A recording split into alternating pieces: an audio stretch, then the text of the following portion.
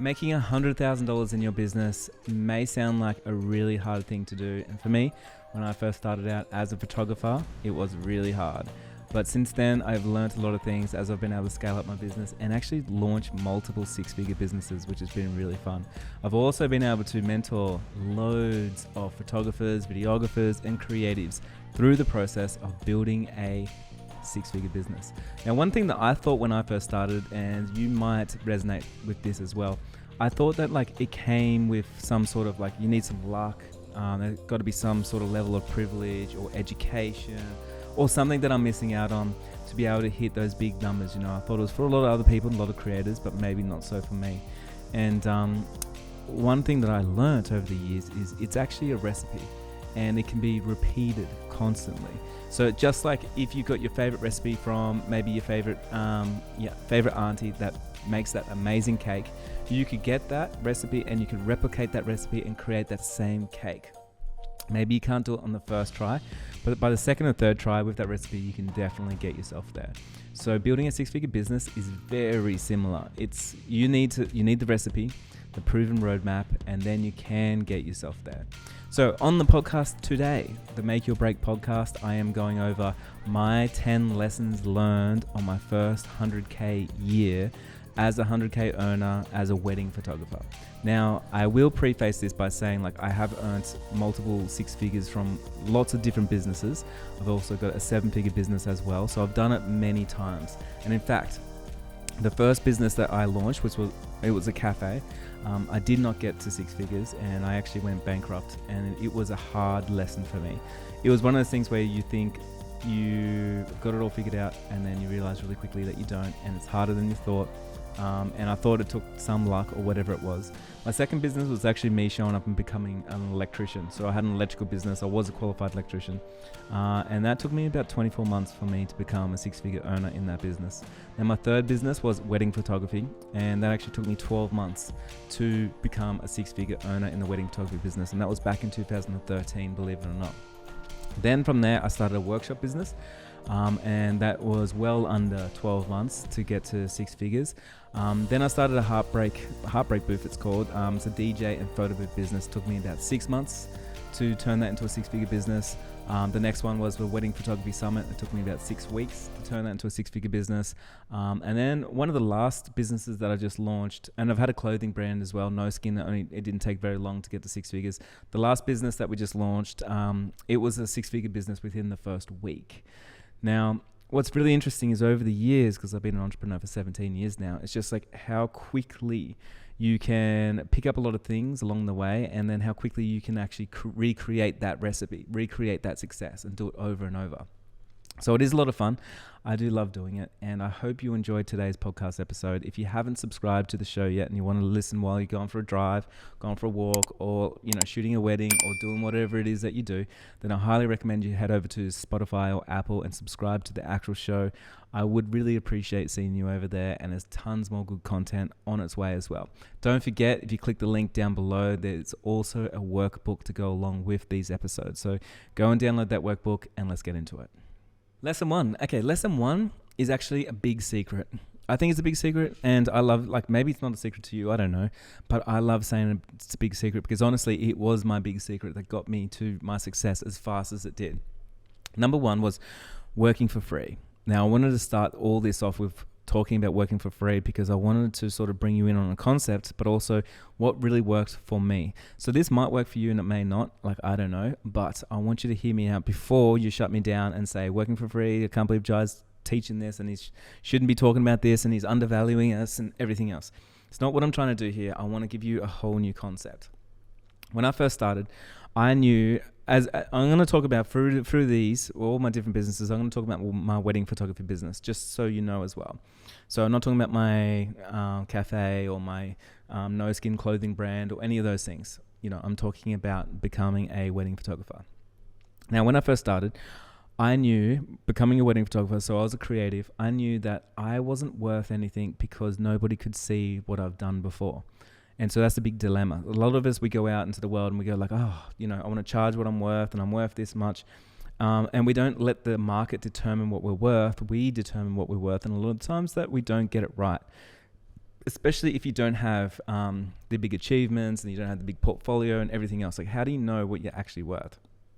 So for me, I wanted to grow my worth exponentially. And the way to do that is I needed to work for free. The reason being is because we go through different cycles in business, and this is the secret. You got to go through a cycle where it's creation cycle. Then you go for a cycle and it's monetization cycle. And then the next cycle is the rest cycle. Okay. So you have 3 cycles in entrepreneurship. Now, what most people do is they go straight to monetization cycle and they never go to the creation cycle, and they think they need to be paid for everything. Think about this. Imagine if your favorite YouTubers just went on and they demanded to get sponsorships or be paid in some way on their first video. Like, it would never happen. The big players that we see right now, like Mr. Beast and everybody else, they didn't start off by getting paid for doing it. They were in the creation phase. And the longer that they created without asking for $1, the more successful that they got. Today, Mr. Beast is actually worth over $1 billion just from doing that. Like, can you believe that? So when he took longer to ask for $1 than a lot of people. And when you ask for $1 quicker, then you're always going to be worth less, because then things change. You're no longer in the creation zone, you're in the monetization zone. And when you're in that zone, usually you're working for someone and you've got clients and the client brief, and there's rules and there's terms and conditions and there's expectations and there's everything else on your art. But if you're an artist and you're out there and you're creating for the sake of yourself, then the more that you create, the more worth you have, because the bigger portfolio that you have, and the more skills that you have. Okay, so which means you're going to be worth more. So for my first 12 months, when I became a wedding photographer, I was like, well, I know I'm not worth anything because I literally don't even have a portfolio. And the first thing that I created was a price guide, and I shot some photos of some flowers and some other random things. And I remember I just went to I put it out into the universe that I wanted to shoot weddings, and someone got in touch and I said, yeah, would love to have a meeting with you. And I showed him my price guide and I told him all about it. And I said, yeah, sure. Like, let's do it. I shot that one, I think, for $200. I loved it so much. And then after that one, I was like, you know what? I haven't really got much experience. So I'm just going to shoot for free for as long as it takes. I traveled around the US and we shot for free everywhere for everyone. And, it was a really good time, but it allowed me to build my portfolio. It allowed me to make so many connections, expand my network, get featured all over the place, and it increased my worth. So now there was demand for what I was doing. The interesting thing was, when I came back to Australia, after I shot those 8 weddings for free, there were so many people that were lined up that wanted to book me, because all of a sudden I was an international wedding photographer. And I had sponsors and I was featured all over the place, and the demand absolutely skyrocketed. So what I did was I created demand around my work before I started monetizing. And even when I come back to Australia, I started shooting more weddings for free. And what was interesting was I knew that I wanted a 6-figure business. I just didn't care that I had to work for free to get myself there, because I was building something bigger. Now I want to let you in on a few more secrets. I wanted to charge $5,000 per wedding when I first started out, and that was my benchmark. I don't know why, but I was like, if I could charge $5,000 per wedding, then I felt like I'd be successful. So what I did was I was shooting weddings for free, but I acted like they paid me $5,000, and I would show up like they paid me $5,000, and I would deliver like they paid me $5,000, and I wouldn't let anybody tell me otherwise.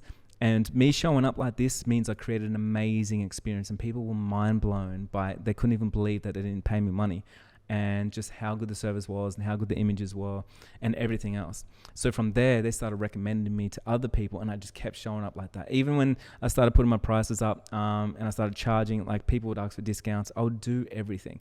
Like, I no longer, at that stage, I did not care about the dollar. All I cared was I want to create. So I created a body of work that people actually loved. And for me, the more that I didn't ask for it, the more my rates went up quickly. And the more that I actually, by the end of the year, we actually hit 6 figures.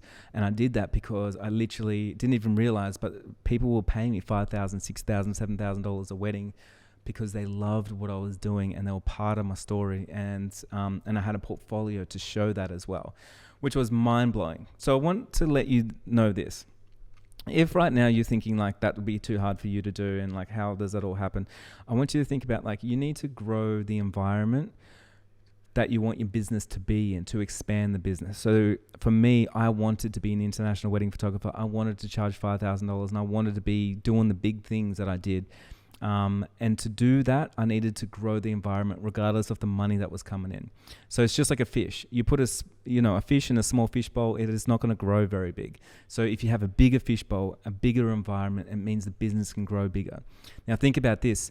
If you are creating something so small and it's so caged and it can't breathe, the way that looks practically in your business is like, well, I'm not going to shoot because there's, unless it's full rates and I'm getting paid what I'm worth. Like, who even knows what that is? Or if they ask for a discount, then I'm undervalued, Or you're showing up and saying like, I can't afford this and I can't afford a CRM and I can't go there and I can't do this. And, so you start thinking so small, you cage your business in, your business is no longer thriving in an environment. It's stuck in such a small place of no expansion because you're trying to retract. And the reason why you're trying to retract is because someone told you need to charge what you're worth and you are scared of being undervalued and undercharging and putting yourself into a place like that. So for me, I did the complete opposite. I was like, how can I get into the big ocean, no longer be in the little fish bowl in my lounge room? And how can I expand so far, go to other countries, create stuff that I absolutely love, no expectations, no nothing. I'm shooting for free anyway, and then build stuff that I'm absolutely proud of that I can submit into, to all the feature accounts, to the magazines, to the blogs, to wherever it needs to go for me to get my brand out there. So that's the way that I show up, and I wanted to share that big secret with you because I know a lot of people don't talk like that. A lot of people just, especially business coaches, they get in here and they go like, you must charge what you're worth and you've got to do this and don't undervalue the industry and all this crap that's best serving them and not best serving you. But if you're going out there, you need to best serve yourself, okay? So number one is you got to be in the creation cycle. Like no one's going to pay you. You're not worth anything until you've created something that people can actually see and they see of value. Then the second stage is you show up and you monetize. So now you monetize the stuff that you've created, which is your portfolio, which is the experience that you've built, which is the business that you've built.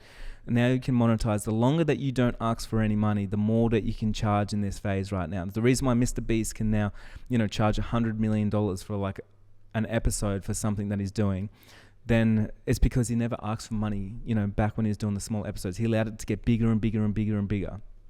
So if you can do that, the longer you hold out for, the more success that you can get. And then, of course, cycle 3 is rest. Like you can't keep burning like that. We do need to show up and we need to rest. We got to look after ourselves. We need to make sure that we're honoring all 3 cycles. Don't just go for monetization.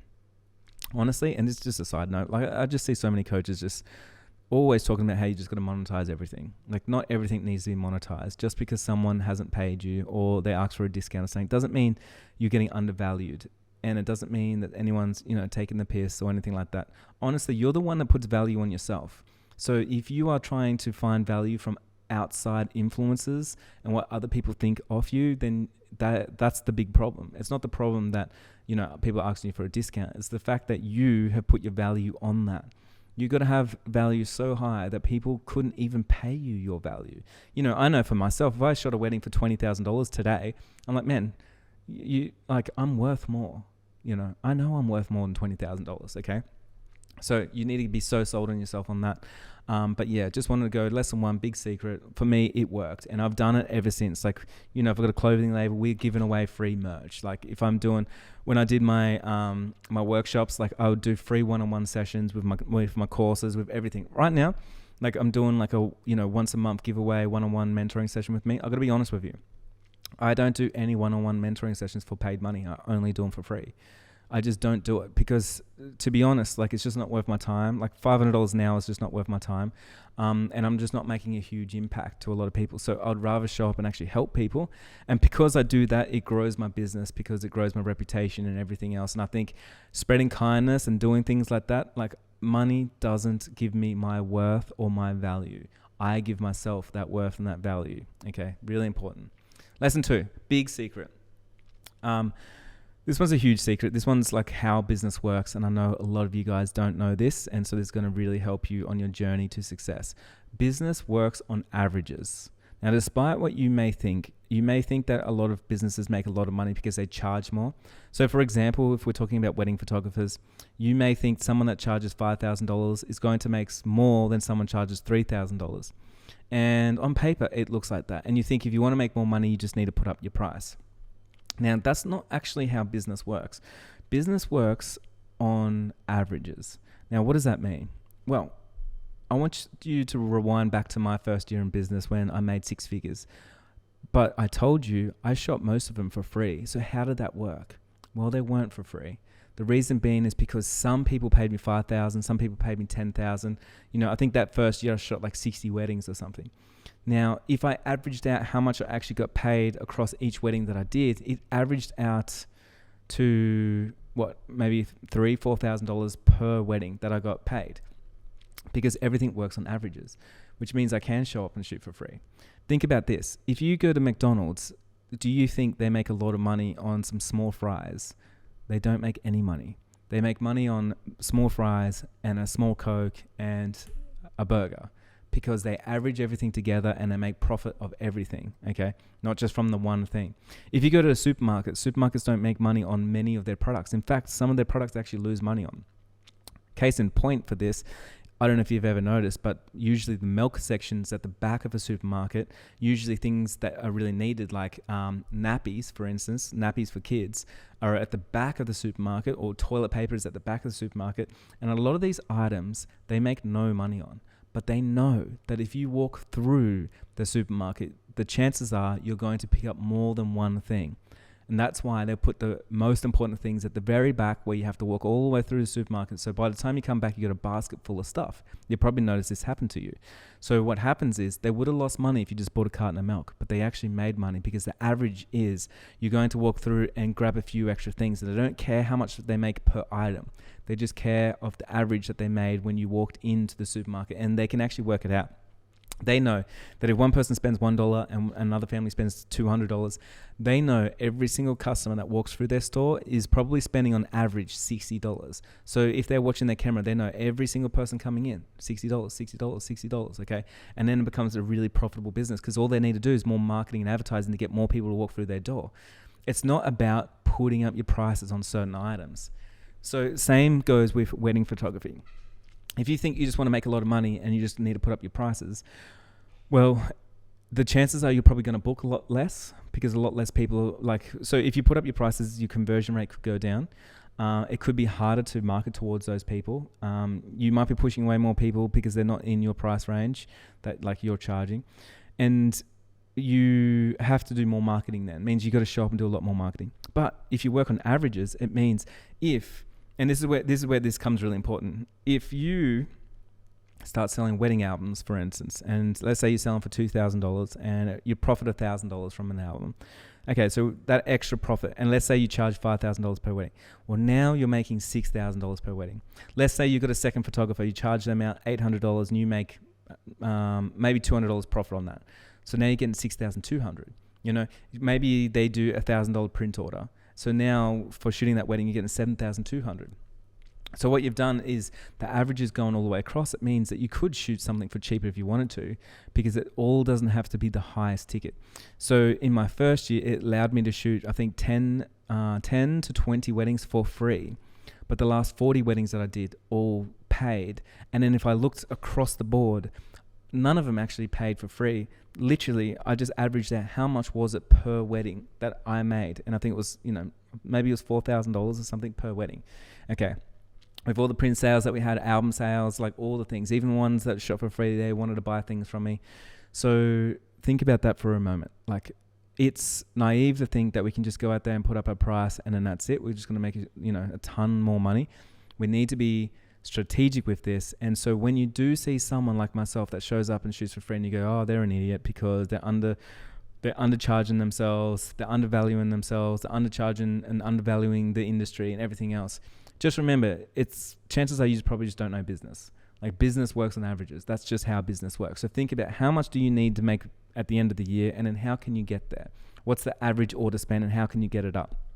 Another reason why I think it's really important to have so many different add-ons onto your services and stuff is I've seen over the years there's been a lot of photographers they get burnt out because they're like, man, I have any add-ons. I can't be bothered with that stuff.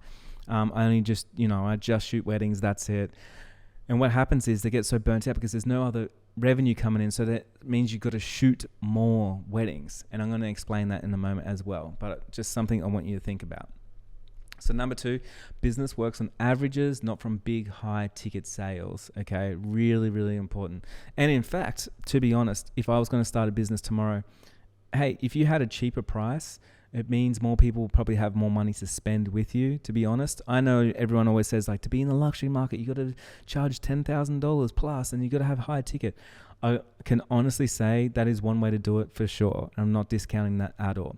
But there is many ways that you can do it. And if you did have a lower entry point and you brought people in, a lot of people that came in with me and worked with me that were on a budget, they end up spending $10,000+ because, they didn't even know how much they wanted to spend. And me having a lower entry point means I allowed them to come in and spend what they wanted to spend. It's really important to allow your clients to spend what they want to spend. Okay, lesson 3.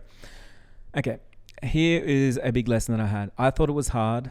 I had limiting beliefs, and I thought $100,000 was a lot of money. I obviously don't think $100,000 is a lot of money now.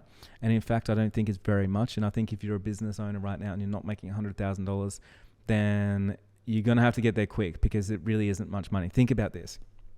You're basically on minimum wage. If you're making $100,000 per year, you're on minimum wage right now. And I know this is hard truth, but I want you to hear me out and I want you to move past this. But if you pay 30% tax, then what are you down to $70,000? And let's say you got gear and camera stuff and everything else, like that's probably costing you $20,000, subscriptions, a workshop, everything else, $20,000 per year. You're left with $50,000. That's what, $920 per week or something, if you average out all the way. So $50,000 per year.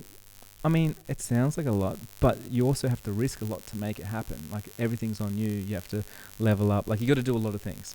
And so entrepreneurs, man, like it's really important that we do get profit at the end of the year and we actually make some money. So for me, I thought $100,000 was a lot of money. Because of that limiting belief, it made it harder for me to make, especially in my head. I just thought it was really hard. And one of the first things that I did is I actually went to a workshop and I was with Jonas Peterson. And he was like my idol back in the day. I remember he was an amazing photographer. I loved his storytelling, loved his work. And I just wanted to hear a few things from that workshop. That workshop was so expensive for me. I think it was $2,000. It just felt like a lot of money. I didn't have that much money when I first started, but I saved and I invested and I gave it to him. And I remember sitting in that class, and one of the things that he said is he just talked about how much money he made. I think he had booked in like $180,000 or something for the year. And that's all I needed to hear. I just needed to see somebody made more than $100,000, because don't forget, like in 2013, photographers didn't make over $100,000. Like only the ones that we talked about, only the ones that were like featured in the big magazines and stuff like that. But these days, like everybody does. Of course, $100,000 is worth different amounts back then than it is now. But once people can see it's possible, people will rinse and repeat the same process to get themselves there. So I remember I talked to Jonas Peterson. I also talked to Sam Blake, and she's an amazing photographer based in New York. And she said the same. I got about $200,000 worth of weddings booked in. And for me, that broke my limiting belief, because before that, I thought it was impossible. And then all of a sudden, it was possible. And that's all that I needed. So if something practical for you right now is I need you to go out there and see it's possible for somebody else. Like whatever price or whatever figure that you got in your head that you want to make in your business, I want you to go out there and just see that someone else is doing it and see that it's possible. Now, if it's possible for them, regardless of their followers and everything else, then you've got to know that it's possible for you. Of course, back then, like Jonas Peterson was like the world's best photographer, super famous, had all the followers and everything. He had the fans and everything else. I had nothing. And, I still seen, I was like, well, if it's possible for him, then it's possible for me. Okay. And I don't care where you come from or what you do. Like you need to feel that as well. Like if someone else is doing it, regardless of their gender and their color of their skin and their age and their religion and everything else, I want you to just look at the person and go, if they're doing it, then I can. That's all that matters. I'm going to make it happen. So lesson 4, I didn't need to know everything to make 100K, just a few things and really well. This one's really good to know because $100,000 is not that much money, and you can make it really easy. You don't actually need to be good at business to make $100,000, believe it or not. Like you just need to hammer away at just like one thing. You can definitely just, fly by the edge of your seat and make $100,000. Like what's harder is when you're scaling up, because then you need processes and you need to know what you're doing. But $100,000, you don't really need to know what you're doing, but you do need to know something. At least a couple of things. And I would just learn a couple of things and do them really well. What I mean by that is, for instance, if you're bringing in leads right now and you're thinking, you're not getting many leads and you're thinking, okay, I'm going to go and do some SEO. I'm going to get on Instagram, do some reels. I'm going to get onto TikTok. I'm going to get onto X. I'm going to get on the threads. I'm going to go and do some word of mouth. I'm going to go to an expo. I'm going to get into the magazines. You start thinking about every single thing you can do. Start running some meta ads. I'm going to start running some Pinterest ads. I'm going to put together some Pinterest boards. I'm going to start doing some blogging. You start doing all this kind of stuff, and it's not for you. If you're making 100K, you don't need to do all those things. To do all those things is when you want to scale up, like scale way up, okay? For me, when I'm thinking about my business, I want to scale my business to 10 million per year. So I start thinking about those things, like what do I need to do? For you, if you're making 100K, you don't need to be thinking all of those things. You need to be thinking, what can I do right now that works well, and then double down so I know it really well, okay? So the thing that I worked out when I first started was two things. I was really good at Instagram and I was really good at word of mouth. Like I'm good at speaking to people, okay, and sharing my ideas and everything else. So I was like, word of mouth, that's one of the most important things for me. And I love client experience. So it's like if I create an amazing client experience, I'm going to have more word of mouth. If I make more friends in the industry, I'm going to have better word of mouth. And I worked really hard on that, and I worked really hard on Instagram. Those two things. Everyone else told me all the things I got to do, and I was like, that's all good for you, but I'm just going to do these things to get myself to 100K. Once I get to 100K, I'm going to have more money. Once I get to more money, I'm going to be able to hire people to write blog posts for me and do all that kind of stuff, okay? So just to get yourself to that number, you just need to do a couple of things and learn it really well. Like go so deep on it. Learn everything about it. Learn it, okay? So like with Instagram, it's like learn the things. Like if you need to know about hashtags, then go learn hashtags. Like if you need to know how to DM people, cold DM people and talk to them, like learn that stuff. If you need to know how to make a viral video, learn that. Like learn the things that you need to learn, because that single thing will get you to 100K. That's all it takes. Okay, so just remember, you don't need to know everything. You don't need to know everything when you scale up to 100K. You just need to know a couple of things, and you need to know them really well. You can definitely wing yourself to 100K. No problem at all. And in fact, and side note, and I'll share this story one day, but I do remember I added an extra service to my business, and I accidentally one year made an extra 100K just from something I didn't even think about in my business, and it just came about, and I was like, oh my God. Like at the end of the year, I was like, I didn't even realize I was even selling that, and I didn't realize that was even a thing, and I didn't realize that we just made that extra money. Like you can wing it to 100K. Lesson 5, it is a numbers game. And I do have a pricing calculator on my website if you do want to go and buy that. It's not very much money. It works really well. So pricing calculator, essentially what it is you can input your numbers and your goals. So like how much money do you want to make per year? Then you input how much your expenses are per year. And then it's going to send out an estimate of like how many jobs do you need to do to make that much money. So let's talk about it. I learned this early on. So for me, if I charge $5,000 in my wedding photography business, that was like, by the end, obviously that was like, less than my starting price, but let's just say $5,000. That means I only needed to show up and do 20 weddings per year. And if I charge $4,000, it means only 25 per year. If I charge $3,000, it means I need to show up and do 33 weddings per year. If I charge $2,000, it means I need to show up and do 50 weddings per year. If I charge $1,000, it means I need to show up and do 100 weddings per year. Was that feasible? Well, I don't think it was. I was doing about 60 weddings, all like year on year. But for me, like that's because I'm a workhorse. Most people want to sit around about 25 to 20. So I want you to think about this. Every time you put up your price, the way that I think about it, I'm like $4,000, I need 25 weddings. Okay, $5,000 though, I only need now 20 weddings, which means I can do less marketing, which means I need to convert less people. In fact, I can convert like 20% less people. Like everything expands, everything changes, right? So, and then I've got way more time on my hands. If I'm charging $5,000 and I only have to shoot 20 weddings per year, that's nothing. That's like 20 weeks worth of work. That's half a year's worth of work. So if that's all I need to do, then that seems pretty easy to me. If I charge $6,000, like it goes on like that. Okay. So I want you to get clear on the numbers, and then what do you actually need to make in your business? And then how many weddings would you actually want to shoot? How many products would you actually want to shoot?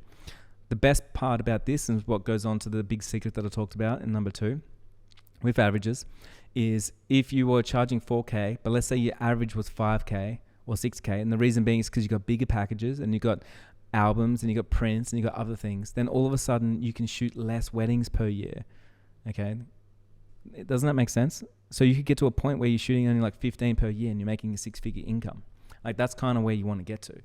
And then you've got options because you can double down if you want to, make 200,000 per year because you've got more time now, 300,000. You can start going up. Like in my business, we were making at the peak of it about 550 per year as me as a solo shooter, and then one virtual assistant basically. So yeah, the world is your limit. So I just wanted to put that out there. If you do want to try that calculator, it's definitely worth the investment. It's on my website, jailong.co. I'm going to stick a link down below for it. Definitely worth getting on there and just trying that for sure. Lesson 6, success leaves clues. This is something that I learned, and I want you to learn this as well. Like success leaves clues. And if you look around, you can see what people are doing, the most successful people, and then you can learn from them. Like it's all repeatable. Like everything's a repeatable process. So I did that over the years. I looked around. I was like, who are the most successful? Who do I need to know? What rooms are they in? How do I get myself in there? And that's why I have joined masterminds and courses and things like that, because I know that it leaves clues. I know people can teach it. I know, the real weird thing about like teaching, I don't know why, but when I talk to photographers that make under 100K, they always say like, no, I don't need a workshop. What could someone possibly teach me? I don't need a course. I don't need a coach. What could possibly someone teach me? And the very thing that's the most important thing for them in their lives, they don't get someone to help them. Meanwhile, when they're at school, they had a teacher. And when they're at college, they had a teacher. And if they were a trainee, they had a teacher. If they start a new job, they got an employer that's going to show them what to do. Like if you are going to the gym, someone's going to show you. Someone's in the class. Like if you go to do yoga, someone's in the class and shows you through it. Like you've got a teacher, you've got a mentor, you've got a coach, you've got this person, a peer in all other aspects of your life. And when it comes to, creating a business and making money, we think for some reason that we know best, even though we've never done it before. I mean, saying that out loud now, surely that sounds pretty stupid. But I don't know what it is, but I think this is the thing that keeps us poor. We think that there's an award for self-made people that claim to be self-made. I mean, the fact is no one's self-made, let's be honest. There's someone that's helped you along the way. But I think it's really weird, but I actually think it's the thing that keeps us poor. It's like, how do you keep the middle class poor? Well, tell them that if they're self-made and they don't collaborate with anybody else and they don't get help, then they're champions. And the problem is you only lose. You can never win from that. I know I learned that the hard way, but the second that I actually looked for the people that were doing the big things is the second that my business absolutely blew up. So success leaves clues. Lesson 7. My network was my net worth. It was more than just who I knew. It was who knew me. This is really important. Your business can only be as successful as the people that know your business. You can only do work with people that know you, that know your services. And so when I think about that, it's an easy equation. Then I just need people to know me.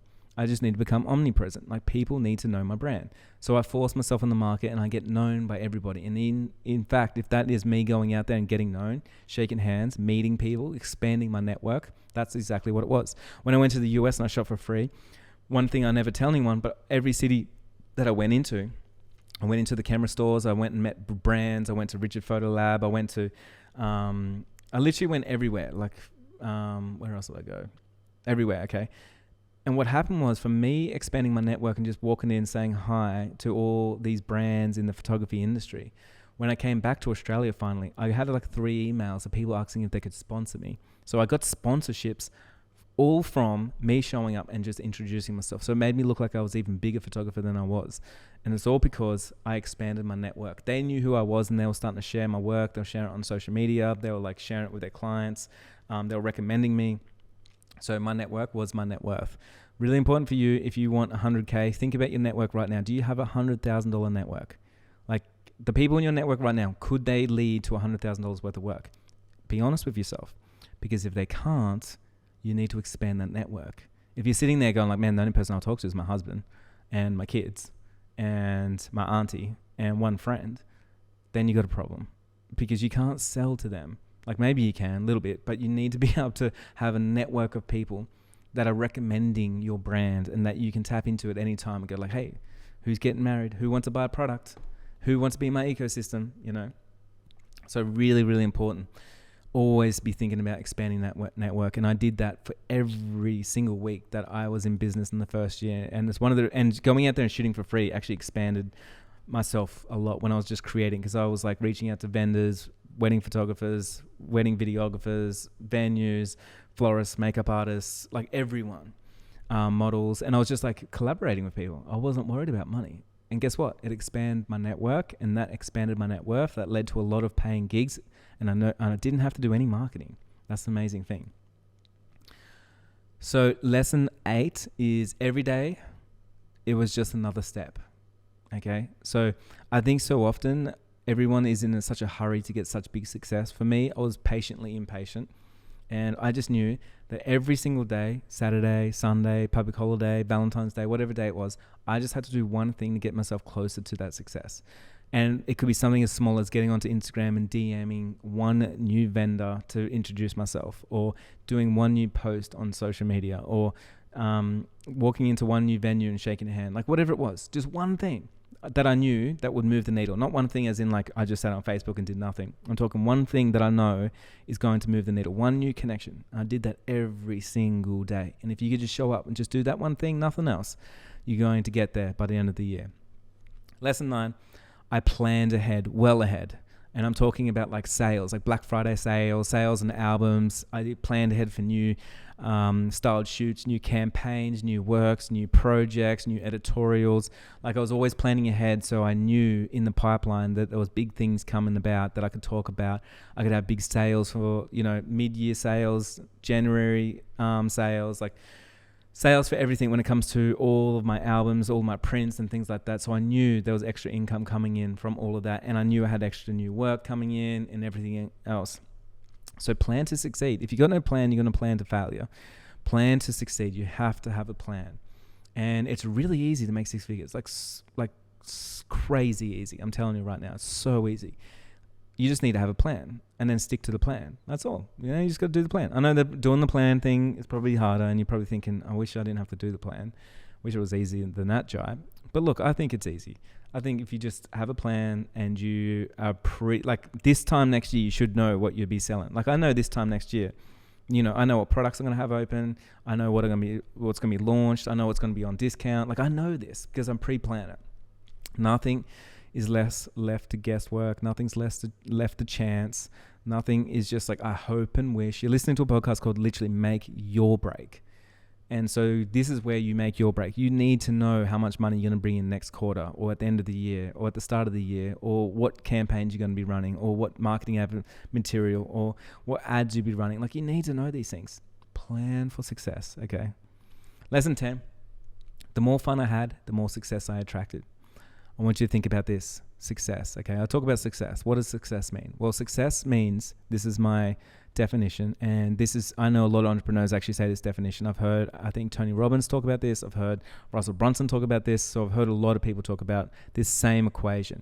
Achievement plus fulfillment equals success. Achievement plus fulfillment will equal success.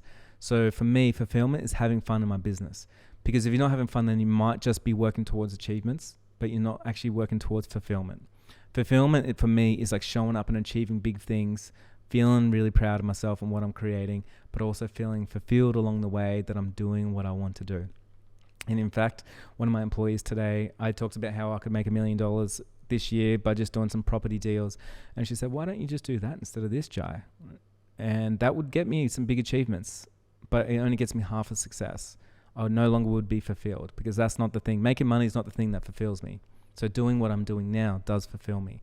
So the more fun that I have in my business even today, the more that I show up on social media like this, on YouTube, on the podcast, doing whatever it is that I'm doing, and I'm helping people in their business, and I'm helping people see that it's fun, and they're lighting up, and they're enjoying what I'm putting out into the world. I'm like, okay, so that for me is success, the fulfillment. I am achieving something, and then mixed with fulfillment, for me, it's success. So I want to ask you, are you successful right now? Do you feel like you're achieving, and do you feel like you're achieving something towards fulfillment? Are you feeling fulfilled? And it's really important that you do have fun, because if business is just business, and business is serious, and it's all businessy, and you got a suit and tie on, you got to sit in a grim room with no windows, and that's what you think your definition of business is. You got to be hustling all the time. You got to be doing marketing all the time. You got to be uncomfortable all the time. Like if that's your definition of business, you're not going to have a good time. Business is literally you showing up, creating whatever it is in your brain, your own services, whatever packages that you want to do. You can do it in your way. You get to build your own brand. You get to make your own, whatever it is. You get to make it all. You get to make it all up. You get to create something that you love, that you're proud of, and then put it out into the world. And then you're going to achieve a lot. And people are attracted to people that have success. They really are. And so the more success that you attract into your life, the more people are going to be attracted to you, because they will want to know, how did you do it? How are you that person that just seems to be like a magnet? And you'll become the magnet. So thank you so much for listening to this episode. I hope you enjoy this. What I would love for you, if you haven't done so, if you could send in a little story or a lesson that you learned on your first 100K as you scaled up your business. There's a link down below to a Google form. You can just leave a little note, and later on in this week, I'm going to play those notes so you get to have a listen. I'd love to hear you on the podcast, and I'd love to hear your lessons. Like, what are your lessons for your first 100K that you'd like to pass on to somebody else? Or maybe you're making your first 100K and you got a question for me. Hey, submit it all. I want to hear it.